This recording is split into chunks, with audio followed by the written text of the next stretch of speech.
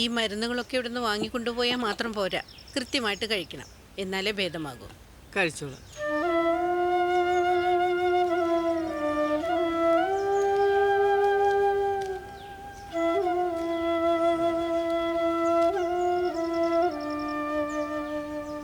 അനീറ്റ ഇപ്പം എന്തിനാ ഇങ്ങോട്ട് വന്നത്? ഞാൻ വേറെ എങ്ങോട്ട് പോകാനാ സിസ്റ്റർ? ഇവിടുത്തെ ജോലി ചെയ്യാനെങ്കിലും എന്നെ അനുവദിച്ചൂടെ? ഞാനല്ല അതൊന്നും തീരുമാനിക്കുന്നതെന്ന് അനീറ്റയ്ക്ക് നന്നായിട്ട് അറിയാലോ. ഇനി മുതൽ ആ സിസ്റ്ററിനെയാണ് ഇവിടെ നിർത്താൻ നിർദ്ദേശം.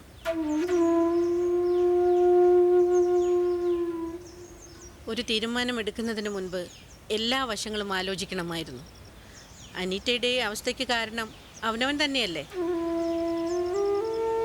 സിസ്റ്റർ എന്തിനാ എന്നെ കുറ്റം പറയുന്നത്?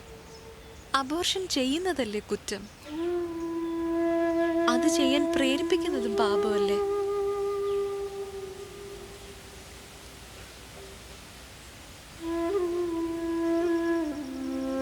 ഇവിടെ ഇങ്ങനെ നിന്ന് നാട്ടുകാരെ കൊണ്ട് അതും പറയിക്കാതെ അനീറ്റ പോയിക്കോളൂ. ഇവിടെ എവിടെയെങ്കിലും കിടക്കാനെങ്കിലും ഒരിടം തരുമോ? കിടക്കാൻ ഇടം തരാൻ ഇതെന്താ ലോഡ്ജാണോ? നിന്ന് സമയം കളയാതെ ഒന്ന് പോയി തരാമോ?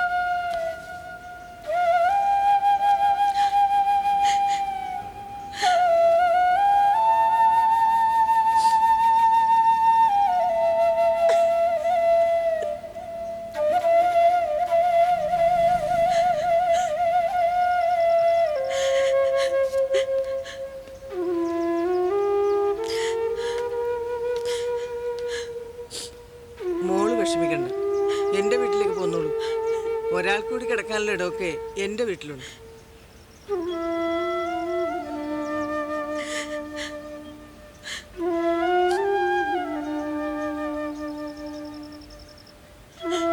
വാ മോളെ, വാ.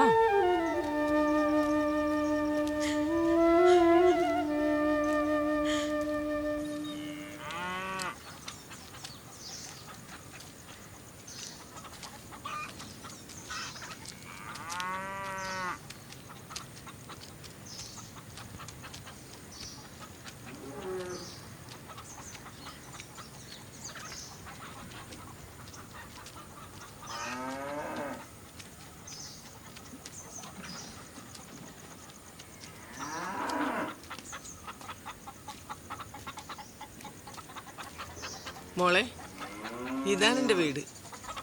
സൗകര്യങ്ങളൊക്കെ കുറവാണ്. ദേ, ആ കാണുന്ന പശുക്കളും കോഴികളൊക്കെ ഉള്ളത് കൊണ്ടാണ് ഞാൻ ജീവിച്ചു പോകുന്നത്. മോൾക്ക് ഇവിടെ എത്ര നാൾ വേണമെങ്കിലും കഴിയാം, സ്വന്തം വീട് പോലെ കഴിയാം.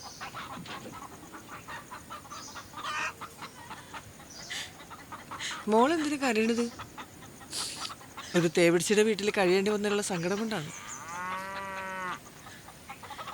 എനിക്ക് ആരുമില്ല സുശീലടുത്ത്.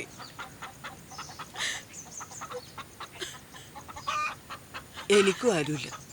മോള് കരയണ്ട, വാ നമുക്ക് അകത്തേക്ക് പോവാം.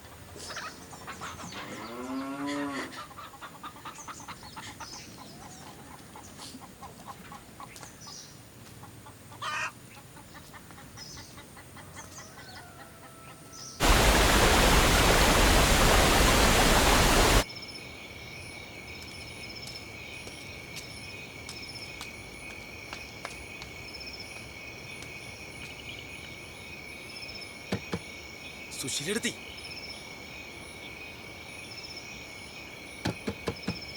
സുശീലെടുത്തി,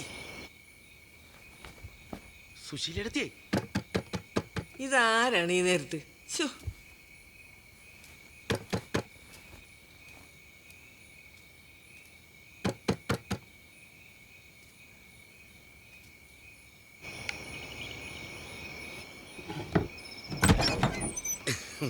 എന്താടാ ഈ നേരത്ത്?